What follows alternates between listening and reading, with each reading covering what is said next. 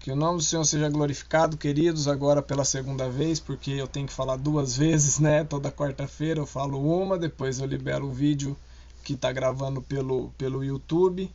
E aí, mas eu tenho a alegria de falar uma, duas, três, quatro vezes.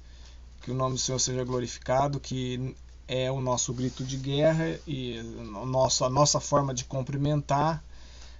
O jeito que Deus nos deu para nos identificarmos, né? E já iniciamos com a palavra identificarmos, né? Como eu disse na semana passada, nós iríamos falar um pouco sobre identidade, né? E é um tema que eu confesso que é um pouco complicado. Eu pedi para minha secretária, minha assistente, a missionária Beth, está trazendo um copo d'água para mim, fazendo um favor. Porque é um tema complicado, sabe? Muito complicado. E por que é complicado? Porque tudo que a gente pensa quando fala sobre identidade, a gente pensa naquele documento brasileiro que leva o nome, né? Aquele documento que nós tiramos quando era criança. Eu tirei quando tinha 8 anos. Com quantos anos você tirou? Eu tirei com 8 anos. Eu precisei da minha carteira de identidade com 8 anos. Eu não sabia nem escrever direito. Então eu falo que era criança porque eu realmente era criança quando tirei minha carteira de identidade. Eram os dentinhos pequenininhos, miudinhos, os dentinhos de leite caindo, cabelinho pro lado. Quando eu tinha cabelo ainda, com 8 anos eu precisei da minha primeira carteira de identidade. E eu só mudei há 3 anos atrás quando eu voltei pro Brasil, porque eu parei de fazer uso da minha carteira de identidade por causa que eu estava aqui no Japão. E aqui no Japão eu comecei com o Gaijin Toroku. Quem se lembra do Gaijin Toroku? Toroku é registro, tá, irmãos? Toroku é registro. Olha que legal. Por que eu estou falando Toroku sobre a questão do registro? Porque no português, identidade é um documento. E toda vez que a gente fala de identidade, a gente faz menção de lembrar de um documento que nos identifica. Então, toda vez que a gente vai falar de identidade, a gente tem essa confusão semântica ou de entendimento da palavra, porque é aquilo que nos identifica. Você não é um número de identidade. Você se lembra do seu número de identidade?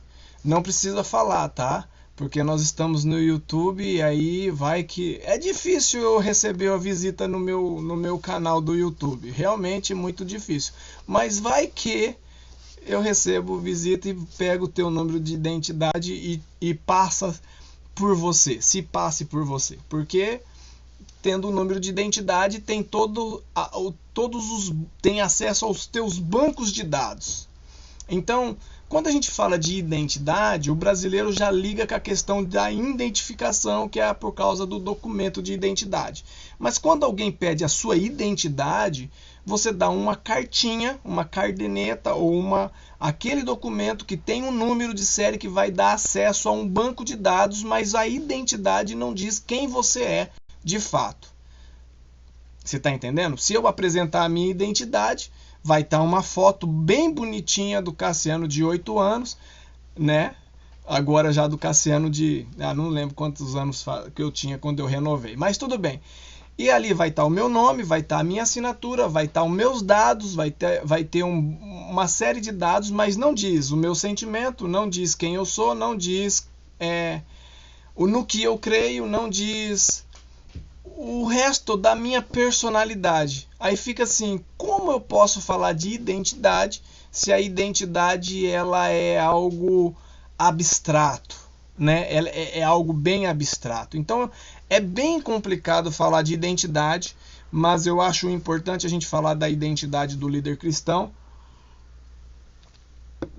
porque é realmente importante para a gente pensar nesse sentido, para a gente começar a fazer algumas análises, e não somente fazer algumas análises, mas a gente começar a criar um perfil de identidade a partir das informações que a gente vai recebendo no dia a dia e depurando aquelas outras informações que não são importantes para a gente. Amém? Até aí deu para entender? Então, o que a gente precisa fazer já partindo de início? Nós precisamos tirar da cabeça a questão da identidade como um documento. A identidade não é somente um documento. A identidade faz parte de quem você é. A tua DNA.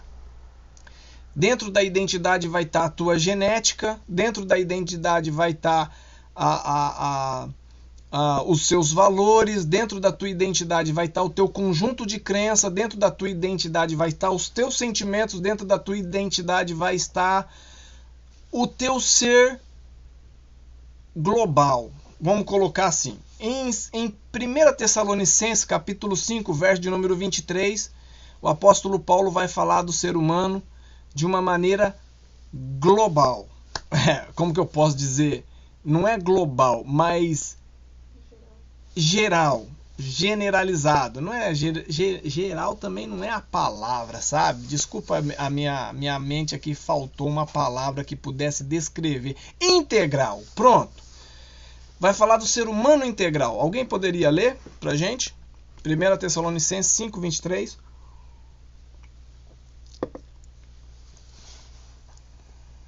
Amém. Pode ler. Que o próprio Deus da paz o santifique inteiramente, que todo o espírito, a alma e o corpo de vocês sejam preservados irrepreensíveis na vida do nosso Senhor Jesus Cristo. Ok, o apóstolo Paulo então está falando em 1 Tessalonicenses 5, 23, que o ser humano, vamos olhar para o lado do ser humano. Nós poderíamos olhar para esse texto falando da apresentação, de que nós nos apresentássemos a Deus irrepreensível no dia do Cordeiro, no dia da vinda de Cristo, mas essa irrepreensabilidade é para o ser humano integral, corpo, alma e espírito. Amém? Porque quem peca não peca só no corpo, quem peca não peca só na alma, quem peca, peca também no espírito. E quem vive e quem recebe graça, não recebe graça só na alma, não recebe graça só no espírito, mas também recebe graça no corpo. É essa ideia de Tessalonicenses. Tessalonicenses está falando que o ser humano nascido em Cristo, ele está em busca de uma unidade na sua integralidade. Essa unidade de corpo, alma e espírito. O cristianismo não é um cristianismo fantasmagórico, que só cuida de alma, que só cuida dos ferimentos invisíveis. Ele cura os ferimentos invisíveis, mas também cura os ferimentos visíveis.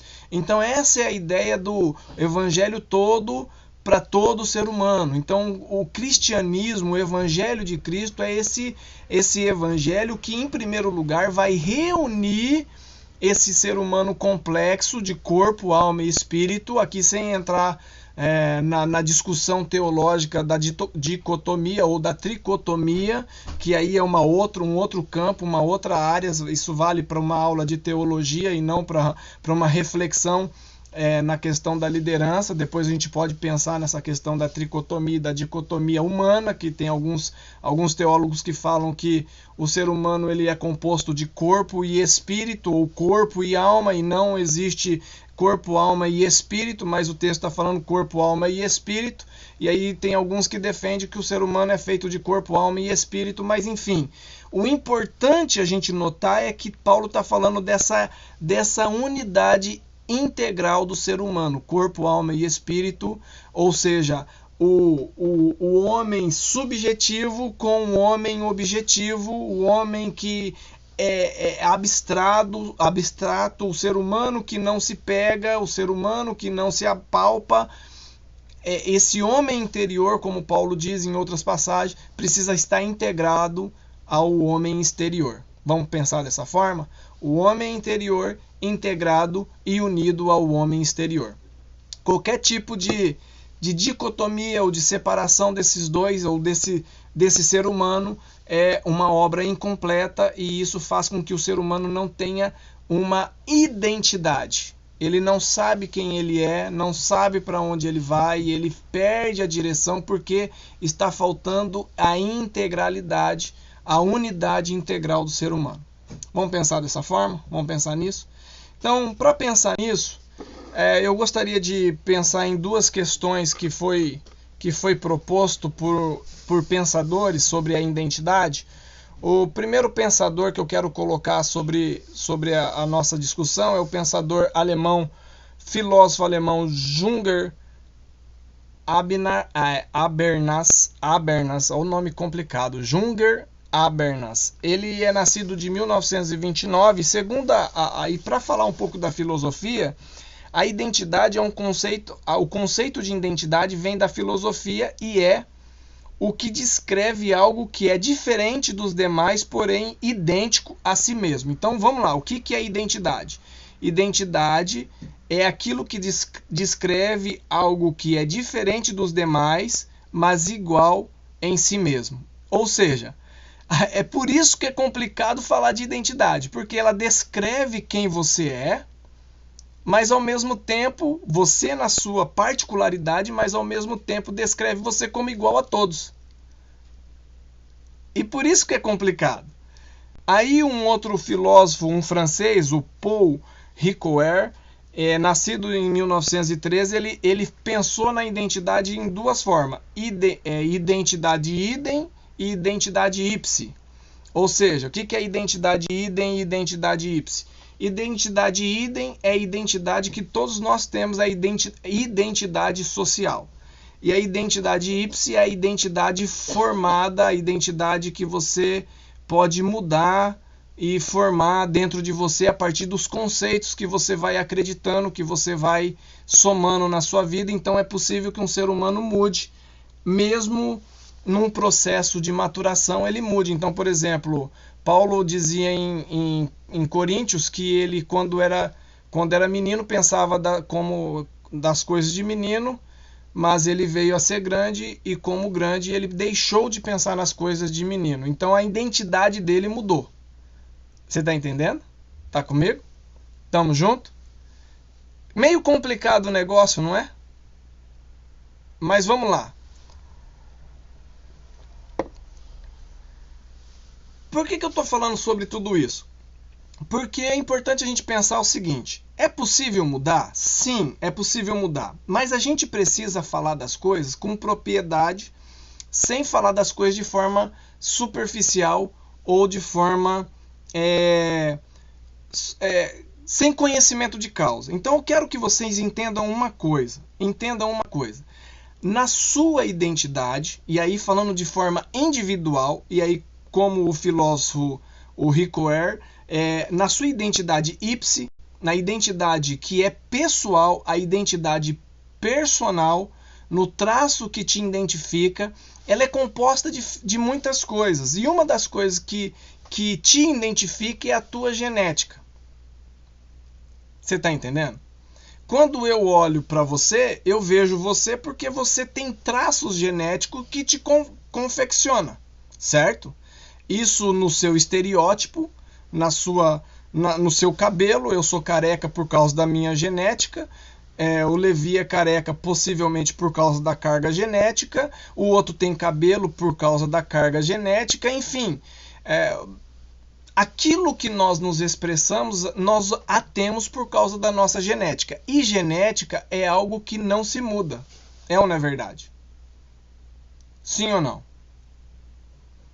E aí, para deixar um negócio um pouco mais complicado, segundo alguns estudiosos da neurociência, fala que tem ser humano que é capacitado com um gene positivo que impulsiona a tomar decisões e outros não. Aí você fala assim, tem alguns que são privilegiados e outros não, com a capacidade de tomar decisão.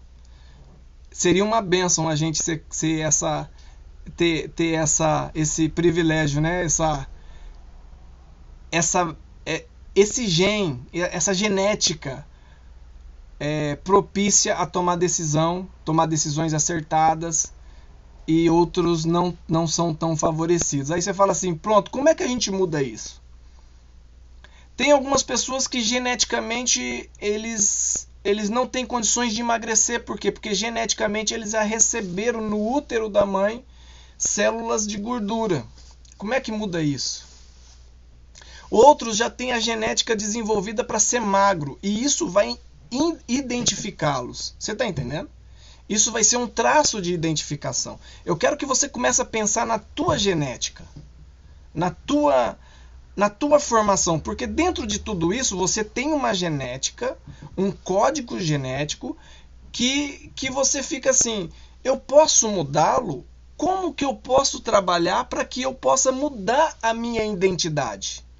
Porque a questão é assim, todos nós queremos fazer algo melhor. E aí eu escutei uma frase que está muito me incomodando, eu desconheço o autor dessa frase, mas ele fala mais ou menos assim, o inimigo do bom é o melhor. O inimigo do bom é o melhor. O bom é bom demais e às vezes a gente se acomoda no bom, mas é inimigo do melhor, porque sempre quando a gente chega no bom, tem o melhor para a gente buscar. E a gente sabe que na confecção de vida, da vida cristã, o inimigo do bom é o melhor. E Paulo fala que a gente está num caminho de aperfeiçoamento para chegar no que é perfeito. Então a gente não pode parar no que é bom. Se as coisas estão boas para você, você precisa pensar em algo melhor, porque o bom para você já é passado. O melhor de Deus está por vir. Você está entendendo? Mas como que eu posso alcançar o melhor de Deus? Por isso que eu falei que nós vamos falar da identidade do líder cristão, porque é o seguinte, se eu fosse falar da identidade das pessoas, eu iria falar só de maneira filosófica ou de maneira psicológica. Mas nós vamos falar de maneira espiritual. Por quê? Porque é possível contrabalancear as nossas dificuldades genéticas, querido. E é isso que você precisa entender. Mesmo a gente tendo esse gene com uma carga negativa e positiva da forma que a gente se expressa hoje, é possível fazer intervenções na nossa genética para que possa contrabalancear. Uma pessoa, por exemplo, que tem dificuldade por algum motivo, por uma formação ou por algum problema, que tem dificuldade de tomar decisões, ou que tem dificuldade de administrar finanças, ou que tem dificuldade de permanecer casado, ou que tem dificuldade de relacionamento, ele pode contrabalancear essa carga genética que ele tem com uma resposta que se chama epigenética. Aí você fala, o que é epigenética? Você sabe o que é epigenética? Epigenética é a resposta que você dá à sua genética, é uma intervenção pessoal à sua genética. Então, por exemplo, uma pessoa que tem dificuldade de emagrecimento porque ela é gordinha desde pequeno, o que ela precisa fazer? Ela precisa buscar um auxílio epigenético para poder se alimentar de forma que ela se mantenha mais magra sem perder proteína. Você está entendendo? Uma pessoa que tem predisposição de ter, por exemplo, você quer ver uma das coisas que mais tem se estudado ultimamente por causa do coronavírus? Qual tipo sanguíneo que é mais frágil ao vírus? Vocês já ouviram falar disso aí? Quem aqui já ouviu falar? Existe um tipo sanguíneo que é mais propenso e, segundo os estudiosos, é o que mais tem é mais atingido de forma grave no tipo sanguíneo, que é o A, tipo A. Quem é do tipo A fica esperto, você tem a possibilidade de pegar um coronavírus muito mais forte, segundo os estudiosos. Eu sou do tipo A, tá? Então eu tenho que tomar mais cuidado. Quer dizer que se eu pegar o coronavírus eu vou morrer? Não, não é isso. Mas quer dizer que o meu organismo ele tem um pouco mais de dificuldade de combater esse tipo de vírus. E assim é o organismo das pessoas. O que a gente precisa fazer? Contrabalancear.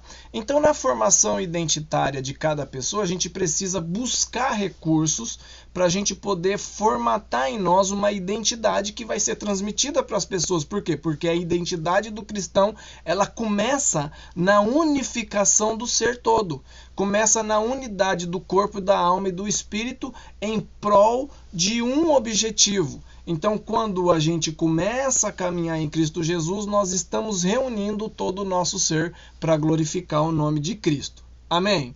Para andar com Cristo. Esse é o novo nascimento. E aí, só é possível a gente reunir o corpo, a alma e o espírito a partir do novo nascimento, que é o o nascimento promovido pelo Espírito de Deus, como a gente já viu, e a gente já está até careca e cabeludo de saber que é o nascimento que vem do Espírito de Deus, que vem através do Espírito Santo, que vem através do toque do Espírito Santo, e esse novo nascimento vai formar em nós uma identidade nova, uma vida nova em nós. O problema, presta bastante atenção, o nosso problema não é salvação. Dá para você repetir comigo? O problema não é salvação. O problema é caminhar na salvação. Esse é o problema. Eu vou tentar explicar isso. As pessoas começam bem. E elas começam com uma proposta de salvação. Porque a salvação não é. Por que a salvação não é um problema nosso? Porque a salvação é de Deus. Ele promove. Ele faz. Ele deu a salvação. Você recebeu sem fazer nada. Você está entendendo? Mas o problema é eu andar como salvo. E isso vai construir a minha identidade. Você está entendendo? O problema é o cristão andar como salvo. E Paulo ele vai falar isso em Romanos 7, 19 e 21. Alguém poderia ler para a gente Romanos 7, 19 e 21?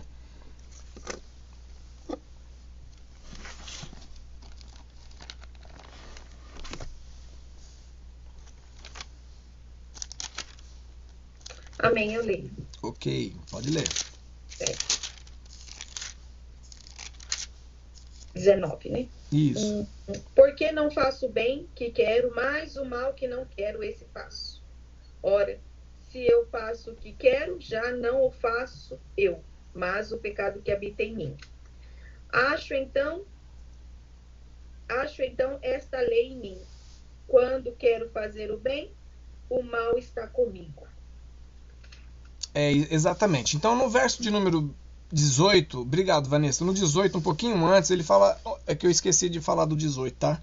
É porque eu sei que em mim, isto é, na minha carne, não habita bem nenhum, pois o querer bem está em mim, pois o querer o bem está em mim, não porém o efetuá-lo. Então veja bem, o que Paulo está falando? E ele não está falando aqui de forma conformista, tá? Porque às vezes a gente vê alguns crentes e fala, eu não consigo.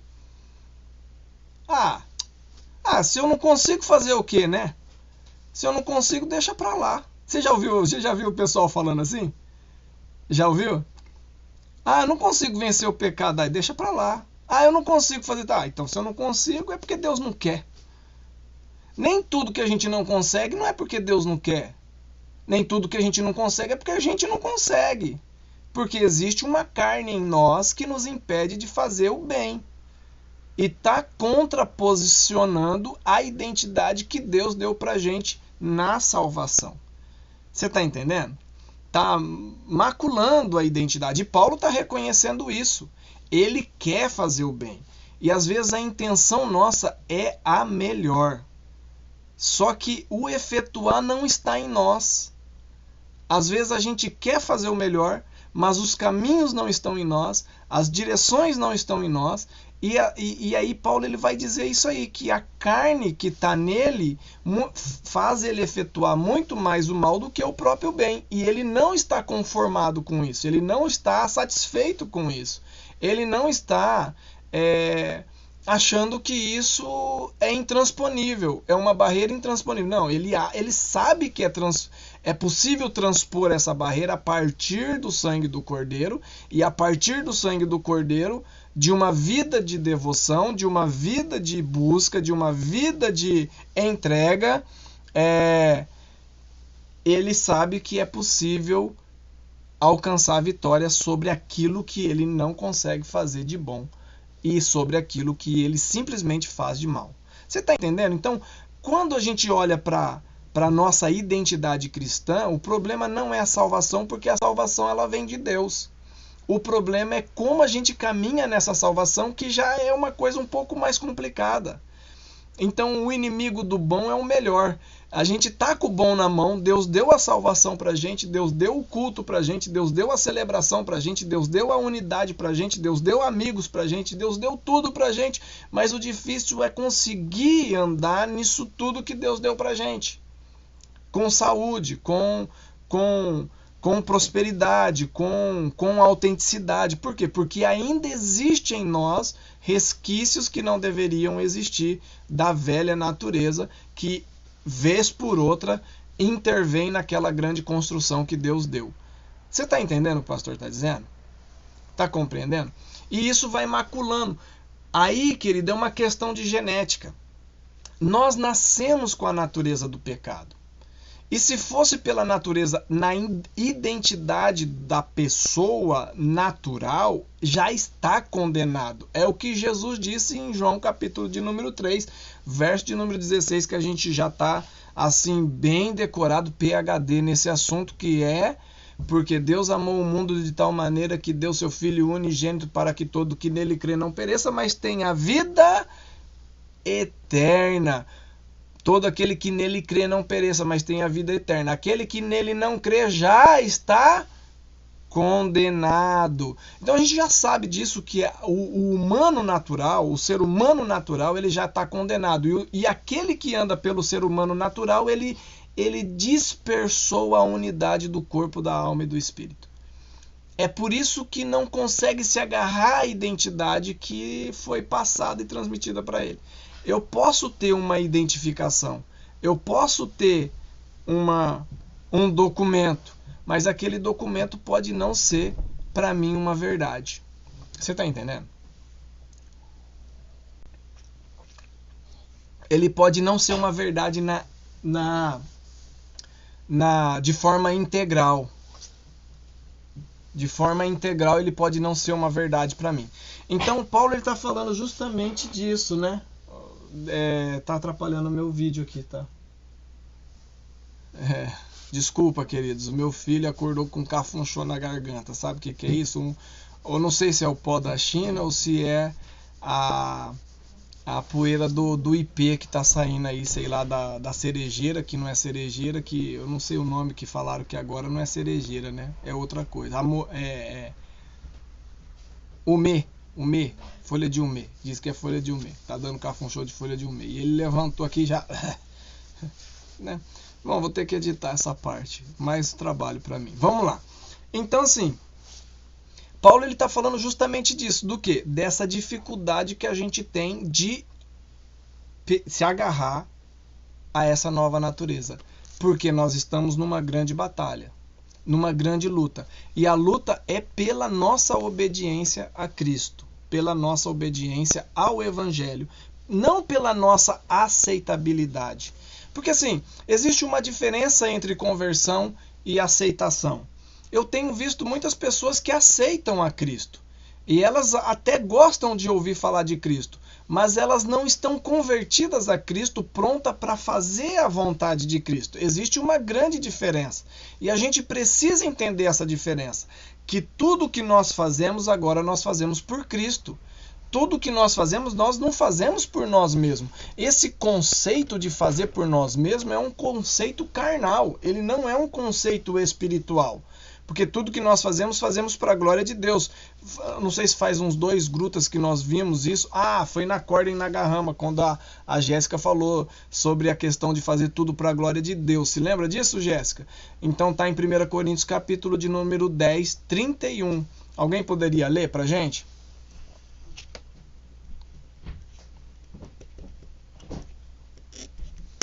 Quem pode ler para a gente?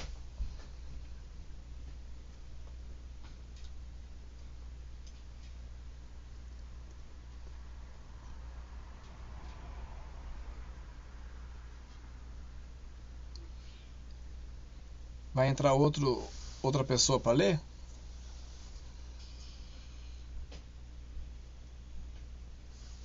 Ninguém pode ler? Deixa eu só achar aqui, pastor. Ok. 10:31? Isso.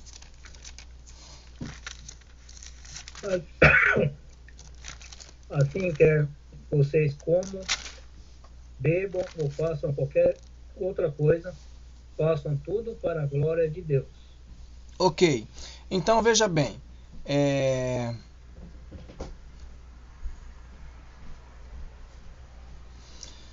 O que Paulo está falando? Gente, se você faz tudo para a glória de Deus. Então, se eu faço tudo para a glória de Deus e eu tenho essa plena consciência que no meu caráter, na minha identidade, tudo que eu faço para a glória de Deus, por que eu vou desconfiar de que não é para a glória de Deus? Por que eu vou ter dúvida que é para a glória de Deus? Por que a minha crença ela é sempre fracionada em dúvida de que o que eu estou fazendo é para a glória de Deus mesmo? Por quê? Porque eu tenho uma carne em mim que ainda não consegue entender que existe propósito na minha existência e um propósito que vem de Deus naquilo que eu estou fazendo. Então o problema é meu. Não é o problema do que eu estou fazendo. Não é o problema, é o problema meu de não conseguir entender que o que eu estou fazendo é para a glória de Deus. E aí, independente do que você está fazendo, na fábrica, em casa, na igreja, como esposa, como marido, precisa ser feito para a glória de Deus. Inclusive eu lembro que tinha um pastor que ele falava assim: esposa, se você está passando a roupa, passe a roupa para a glória de Deus. Marido, você está trabalhando, trabalhe para a glória de Deus. Porque quando você trabalha para a glória de Deus, você trabalha com muito mais alegria, com muito mais felicidade. Isso precisa ser um traço da nossa identidade como líder cristão. Precisa ser. Na nossa carne nós não queremos que seja assim. Entenda bem, a carne não quer que seja assim. A carne trabalha para ela. A carne trabalha para si. A carne não trabalha para a glória de Deus. A carne trabalha para si. É o que Paulo está falando. Eu gostaria e muito de fazer. E para eu fazer, eu preciso lutar comigo mesmo. Eu preciso me manter acordado. Eu preciso me manter disposto. Eu preciso trazer o quê? A minha memória de que o que eu estou fazendo é para a glória de Deus. E quando eu confecciono essa ideia na minha memória, na minha mente, aquilo que espiritualmente é genético em mim, aquela genética da natureza caída, ela vai se desfazendo porque eu estou confeccionando essa nova ideia, eu estou meditando na palavra de Deus, eu tô reeditando a minha mente de forma que seja um traço da minha identidade, do que eu faço para a glória de Deus. Amém? E quando a gente constrói essa genética, essa ideia, essa informação dentro da gente, irmãos, não dá para fazer para a glória de Deus triste, moribundo, entristecido, com o semblante caído, enfraquecido. Vamos começar mais uma reunião aqui. Eu nem queria muito. Eu queria até fazer outra coisa. Assim, transparece isso, você está entendendo?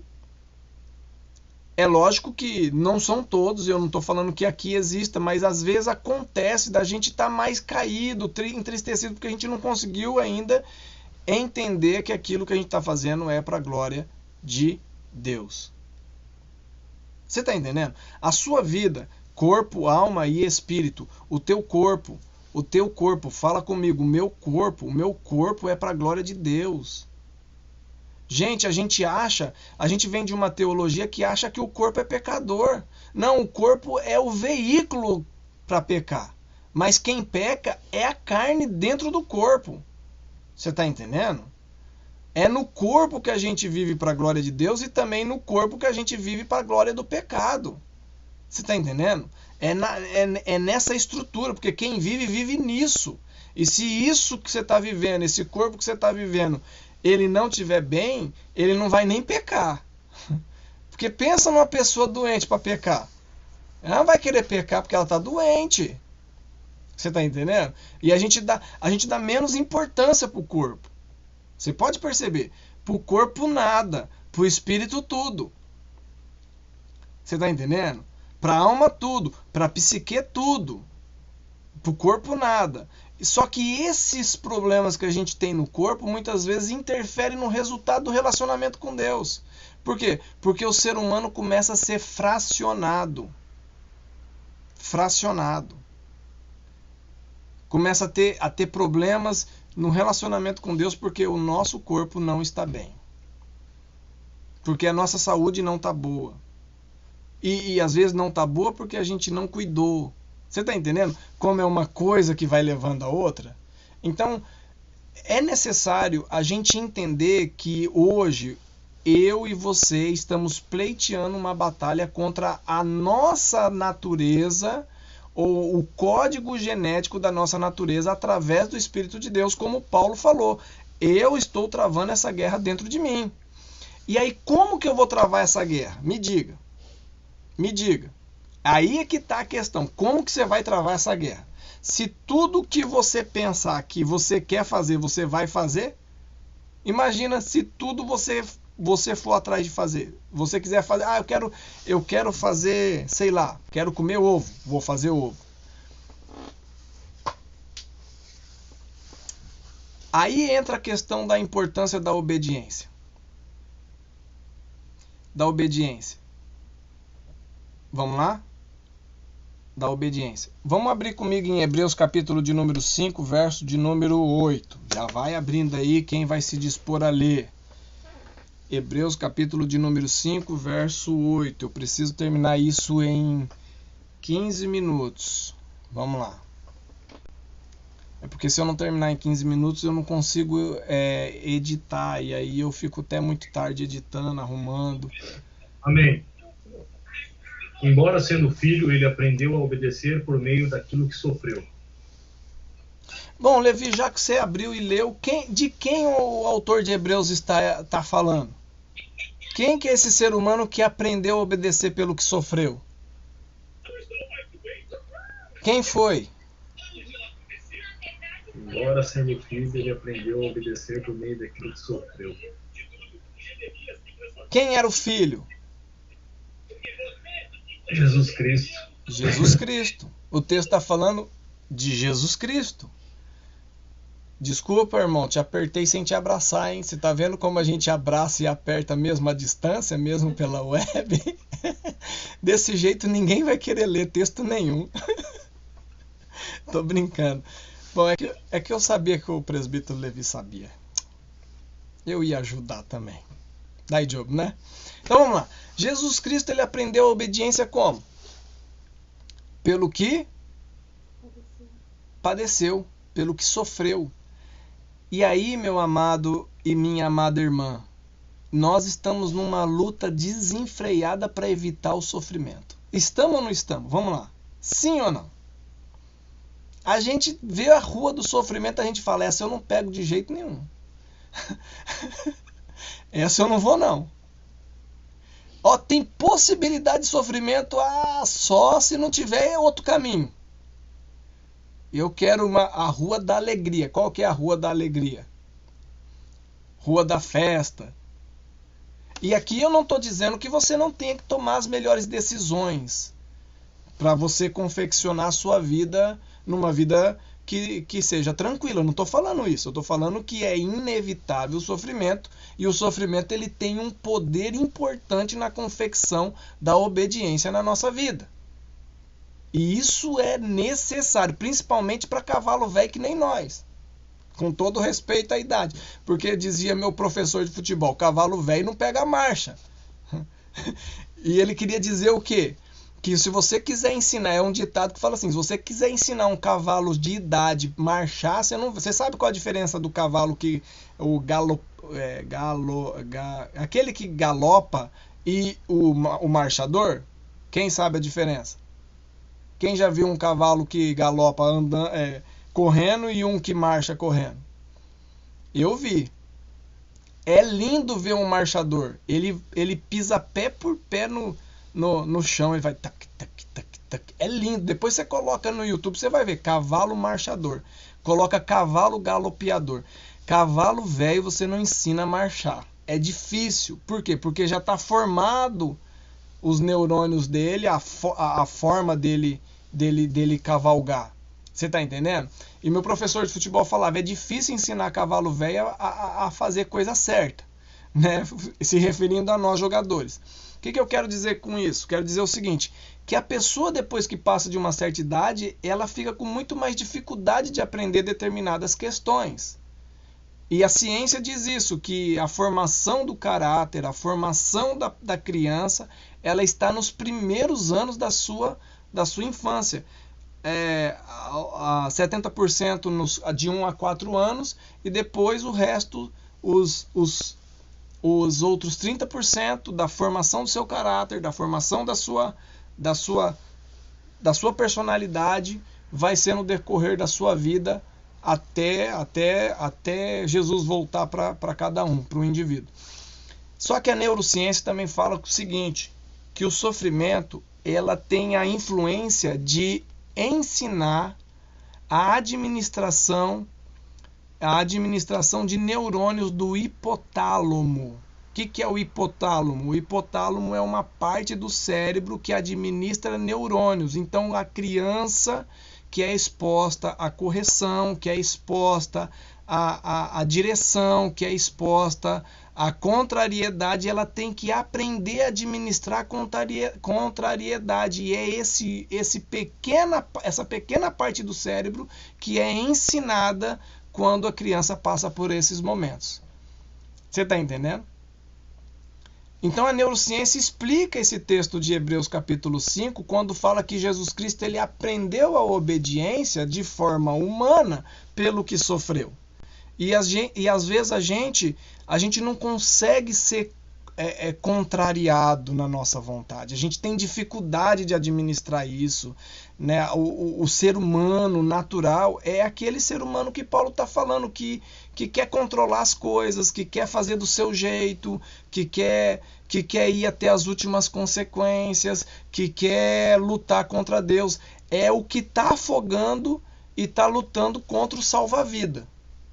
Por quê? Porque está em desespero, quer uma vida transformada e às vezes não sabe como confeccionar essa vida transformada, e somente se entregando e entrando no caminho que às vezes vai ter aperto, que vai ter dificuldade, que é o que Jesus disse, o caminho do cristianismo ele é de porta estreita, ele não é de porta larga, porque a porta larga a gente sabe onde vai dar, não vai dar em um caminho legal, mas ele é um caminho de porta estreita, e isso vai confeccionando naturalmente a identidade de um líder. Essas questões sendo vividas na nossa vida, no nosso dia a dia, vai confeccionando. O líder ele nasce naturalmente, você está entendendo? Ele nasce naturalmente nesse processo de confecção da vida cristã, de viver e de andar na salvação. Amém? É uma questão importante da gente pensar, porque é necessário a gente olhar para dentro da gente e fazer as nossas próprias reflexões. Por quê? Porque quando a gente fala de identidade, olha, eu alistei pelo menos 4 problemas. Você pode até falar mais alguns. Nós temos o problema da falta de conhecimento pessoal, certo? A gente não se conhece. A gente tem um problema, que o segundo problema é o problema do conhecimento fragmentado, que a gente acha que identidade é um pequeno traço de identidade. É o segundo problema. O terceiro problema que eu pensei é o problema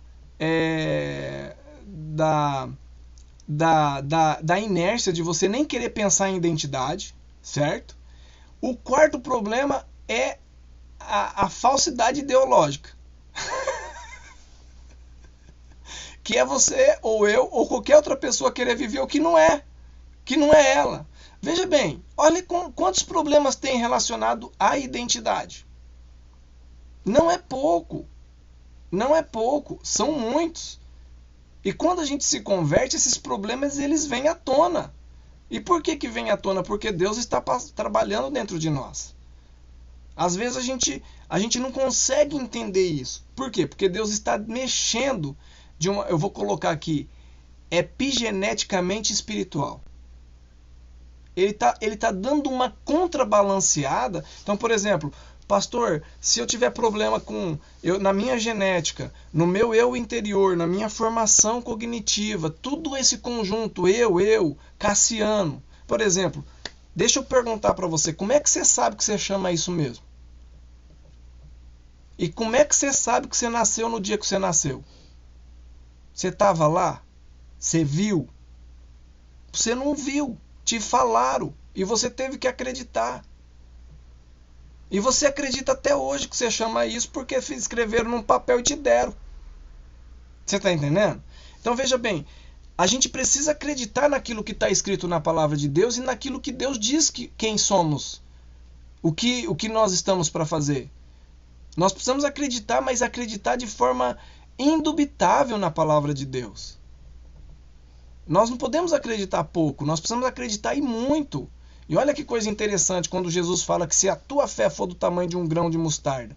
Eu fiquei pensando nisso, dá até uma pregação, porque uma fé do tamanho de um grão de mostarda, irmãos, é uma fé que... Olha, vamos lá, vamos ser verdadeiros. Se você sentar na mesa de jantar, ou na hora do almoço, ou no café da manhã, e por um acaso tiver um grão de mostarda sobre a mesa, você vai perceber?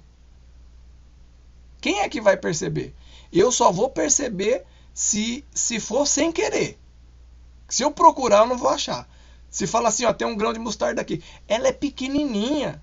É quase que imperceptível. Jesus disse, se você tiver uma fé quase que imperceptível aos olhos humanos, ela é capaz de transformar tudo. Passando disso, é não fé, meu amado. Por quê? Porque a gente, para transformar tudo, é uma fé imperceptível. Se a gente não tem nem essa fé imperceptível, o que sobrou? Não sobrou mais nada. Não é verdade? Você concorda comigo? Então a gente precisa ter coragem de encarar esses questionamentos da nossa existência, fazer essa autoanálise, porque é necessário a gente confeccionar uma identidade genuinamente que vem de Deus, para a gente poder viver a fé cristã e não somente viver a fé cristã, mas executar a missão que vem de Deus, trabalhando no nosso corpo, trabalhando na nossa alma, trabalhando no nosso espírito de forma integral para aquilo que Deus quer da gente. Amém? Ok? Deu para aprender um pouquinho hoje? Muita coisa, né? A gente vai falando um pouco mais disso durante as outras semanas, porque realmente eu vou ter que ir e voltar, porque é muita coisa. E eu tentei fazer uma síntese assim bem dinâmica, porque realmente é bastante coisa. Mas semana que vem a gente fala um pouquinho mais sobre a formação de identidade, o que é importante, o que não é importante. A gente vai vendo o que dá pra gente ir fazendo aí. Deus vai dando graça pra gente. Amém? Ok? Então, o desafio que eu deixo para você, querido, querida, é que você possa, nessa noite, orar a Deus dessa forma, sabe? Olhar e falar, Deus, eu quero me encontrar no Senhor, eu quero formar a minha identidade. Quais os problemas que eu tenho passado na minha identidade? Quais os problemas? Quais as lutas? O que eu tenho vivido como Paulo viveu? Quais são os problemas? Eu tenho um bem dentro de mim, mas eu não consigo executar, ou eu estou executando de alguma maneira que não está te agradando. Coloca isso diante de Deus, para que Deus possa estabelecer o propósito dele e deixe o seu coração perceptível para ele, porque ele está trabalhando nisso. Não lute contra a vontade de Deus em nenhum momento. Deixa Deus te conduzir, porque nisso tem vitória, mesmo que a gente passe por alguns sofrimentos no caminho, porque isso é um treinamento para uma etapa superior e mais promissora e cheia de... O melhor de Deus sempre está por vir. Sempre está por vir. Amém? E nós temos que crer nisso. Ok? O melhor de Deus sempre está por vir. Eu quero um 2021 com o melhor de Deus. Com o melhor de Deus. Para a minha vida e para a sua vida. Para a nossa igreja, para nossas cordas. Em nome de Jesus. Então o inimigo do bom sempre vai ser o melhor. Não o ruim. O melhor. E nós iremos buscar sempre fazer o melhor. Porque a gente sabe que isso vai trazer o seu resultado. Amém? Vamos orar? Vamos falar com Deus? Obrigado, Deus, por essa noite. Obrigado por essa palavra. Obrigado por esse entendimento. Eu quero pedir, Deus, que o Senhor acenda luzes, ó Pai, no entendimento dos meus irmãos. Abra o entendimento, abra o coração, Deus, para aquilo que nós conversamos hoje. Não somente para aquilo que nós conversamos hoje, mas para a Tua vontade, que ainda está, Deus, está ainda neste mundo espiritual, que ainda está por se revelar e às vezes a gente tem resistido, tem tido dificuldade. Eu quero pedir que o Senhor possa estar nos ajudando a nos encontrarmos com o Senhor no ponto de revelação, no ponto de adoração, no ponto de entendimento da Tua palavra, para que a gente possa se abrir para fazer tudo para a Tua glória.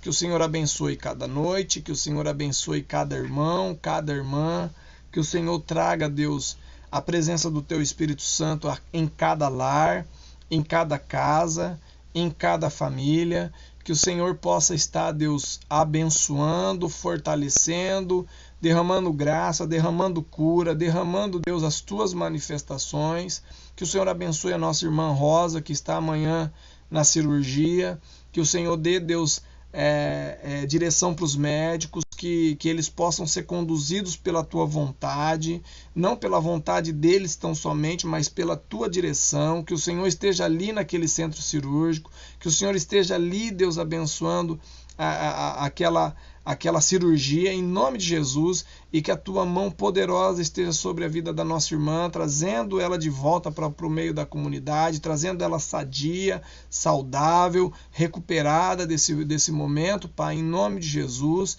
que as lesões que ali precisam ser recuperadas, Deus, não sejam tão extensas assim, Pai, como se imagina, mas que ela tenha, Deus, uma cirurgia tranquila, em nome de Jesus, que a Tua mão seja sobre ela.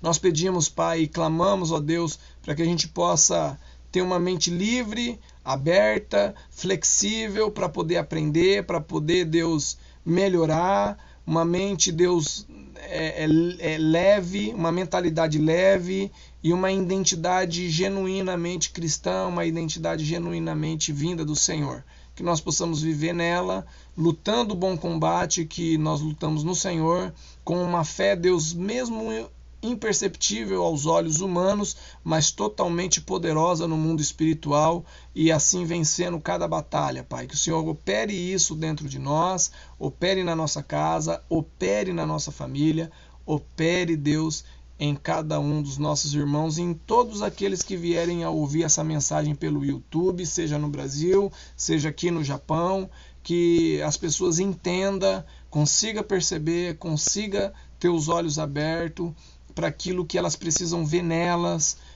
e para aquilo que elas precisam construir nelas, essa identidade que vem do Senhor, em nome de Jesus. Amém. Amém? Deus abençoe. Bom, eu já liberei já no trilho da liderança o material para sábado. O Nagahama já fez a corda, né? Porque é terça-feira em Nagahama, então sossegado, mas os irmãos aqui de Andio já está liberado já o material para a corda de sábado. Sábado nós temos a feijoada, só para reforçar, tá? Aqueles que não pediram a feijoada, peça para a Tati ou para o Ivan, marca lá, se alguém pedir para você, se você vender até quinta-feira, tá? Se não, pode exceder ou, né, exceder. Vamos pensar sempre assim, pode exceder ou exceder. Nunca faltar. Ok? Tá bom, irmãos? Fiquem na paz e na graça do nosso Senhor Jesus Cristo. Ah, tá. A Beth está avisando que não terá microcorda nessa semana, bem lembrado, por causa da vigília que nós faremos na sexta-feira. Tá de pé, irmão Levi, presbítero Levi? O Rafa vai estar de aqui. Eu tô para confirmar, tem um negocinho acontecendo aqui, eu acho que vou ter que ver, mas eu acho que vai dar certo, sim. Tá bom, depois você confirma para mim, tá? Até amanhã eu dou um toque. Tá, se não tiver com o presbítero Levi, tem comigo, tá? A gente vai lá e faz a reunião de oração na sexta-feira. Para poder estar assim. Tá, ok. Então, sexta-feira, a partir das 9 horas da noite, nós vamos ter a reunião de oração. Ok? Beleza? Quem quiser participar, só não vai dar pro pessoal de Nagahama, tá? A não ser que queira vir. Também, se quiser vir, não tem problema. Deus abençoe, queridos. Forte abraço a todos. Fiquem com Deus. Uma boa semana.